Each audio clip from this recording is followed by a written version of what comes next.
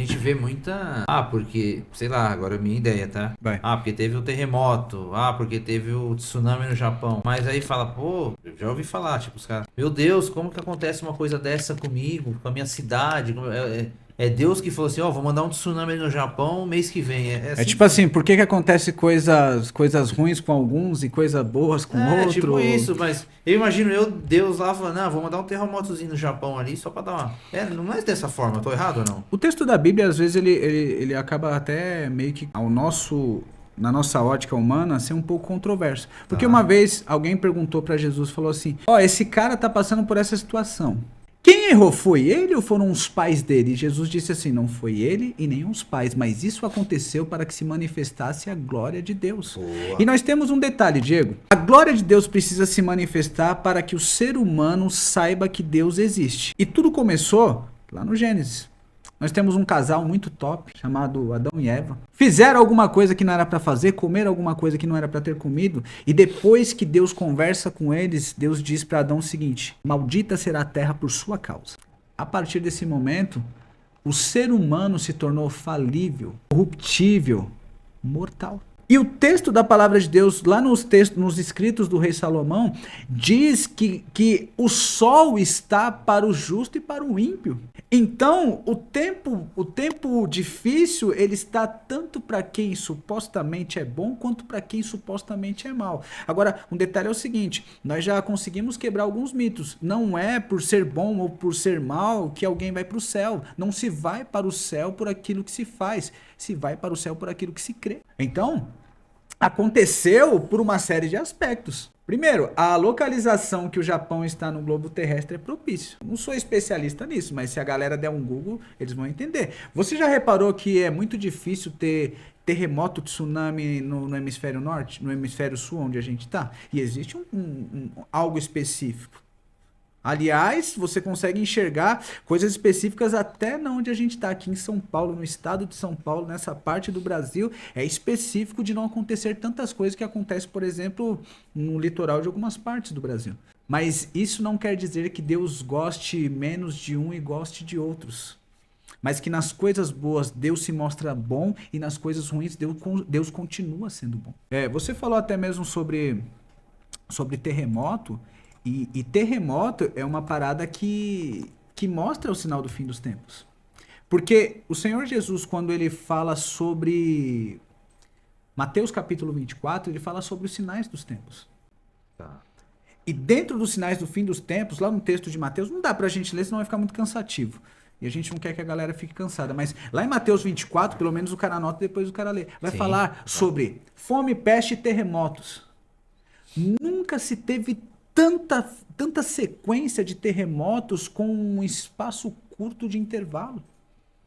Então nós vemos que isso vem aumentando cada vez mais, e quando isso aumenta, isso nos faz crer que quanto mais se aumenta, mais perto está. É muito semelhante a quando você coloca uma chaleira de água. No começo a água não está nem quente. Daqui a pouco ela vai começar a entrar naquele estado de ebulição, alguma coisa. E quando ela entra nesse estado, você já começa a perceber, a água vai ferver. Se fosse leite, entornaria. Mas você percebe que quando você olha ali, você está vendo que está dando sinal. E quanto mais vai aumentando a pressão, mais vai aumentando o sinal. Entendendo da Bíblia como um todo, como leigo mesmo, pra quem vai assistir também, pra quem tá assistindo. Antes do fim dos tempos, a gente teve todo, né? Falar dos fim dos tempos, teve a criação, né? 7 dias. Falando disso, simbolicamente, literalmente, como que realmente foi essa criação do mundo nesses 7 dias, por exemplo, se a gente fosse fazer uma linha do tempo? Bom, primeiro que são 7 dias literais. Tá. Certo? Vai divergir o que acontece no primeiro versículo, porque alguns até dizem que existe um hiato de tempo entre Gênesis capítulo 1, versículo 1 e 2. Muitos acreditam que foi ali que aconteceu a queda de Lúcifer. A arqueologia bíblica diz que a queda pode ter acontecido quando, por exemplo, ocorreu o dilúvio. Tá. Alguns dizem isso. Enfim, não dá pra gente colocar o que aconteceu, mas nós podemos dizer o seguinte: Deus estava em um ambiente, a Bíblia diz que a terra estava sem forma e vazia, E Deus disse, haja luz. Aqui já deve vir a primeira pergunta, né? Que luz é essa se o sol foi feito no quarto dia? E o doutor Adalto Lourenço, de abençoada memória, ele diz que o que aconteceu lá foi uma radiação de gases superaquecidos. Imagina como se fosse, por exemplo, imagina uma fogueira funcionando, uma fogueira, só que sem a lenha. Então é uma luz sem corpo. E muito provavelmente foi esse tipo de luz que aconteceu. E aí depois Deus começa a fazer as coisas. Ele separa a terra da água, coloca a água embaixo e coloca a água em cima. Embaixo ele chama de mar, em cima ele chama de firmamento ou céu, como nós conhecemos. Depois ele faz animais. Eu nem sei se eu estou na sequência certa, mas se não tiver é só você ler na Bíblia lá no Gênesis. E aí, depois que ele faz animais, ele faz animais aquáticos, depois ele faz animais terrestres. Isso tudo nós temos. Aí quando nós chegamos lá no quarto dia, nós temos sol e lua. E depois disso, no quinto dia, nós temos os animais que vão ocupar a vegetação. E no sexto dia nós temos o ser humano, que foi feito do pó da terra e não do barro da terra. Existe uma diferença. Então, do pó da terra, o ser humano foi feito. E muito provavelmente são de fato, não são eras, são dias.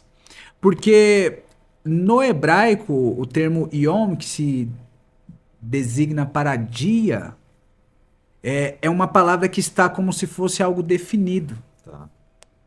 Então, aconteceu a tarde, veio a manhã do primeiro dia, do segundo dia.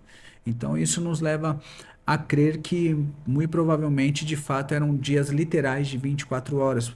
E aí você vai perceber o seguinte, não, a gente não precisa de um relógio para contar.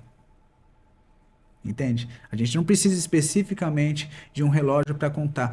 A passagem do ambiente do dia, ela é suficiente para você marcar ali. Aconteceu à tarde, acontece à noite e depois começa o dia. Então, basicamente, isso aconteceu lá nos 6 primeiros dias. Deus traz um descanso e esse descanso ele não na verdade, não é porque Deus... Não é porque ele cansou, mas ele parou para contemplar aquilo que ele tinha feito. Legal.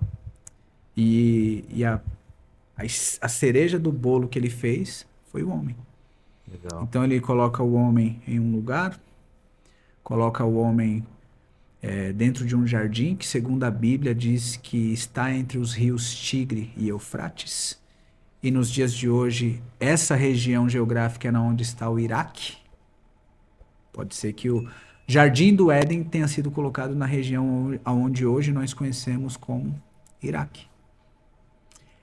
O cara lá chamado Adão, que também existe até um pouco de confusão sobre isso. O Adão, o nome Adão ele é uma tradução, porque o nome que foi dado para o homem não é um nome próprio, é um substantivo. Porque em hebraico o homem é Adam, que em português quer dizer ser humano. E aí, cara, nessa ideia, nós vamos pensar o seguinte: ser humano é a raça humana. Tem até uma brincadeira. O Adão casou com a Eva, né? Teve a Eva. E eles tiveram 2 filhos. O Caim e o Abel. O Caim matou Abel. Então nós podemos dizer que o Caim, ele dizimou 25% da população da Terra. Eu tinha 4 pessoas, né? Então, e aí tem um outro detalhe, uma outra piada que a gente gosta de fazer é o seguinte: quando eu encontrar o Adão no céu, eu vou picar o rodo nele. Mas se você for picar o rodo nele, você está picando o rodo em você mesmo, porque ele é você. Porque ele é a humanidade.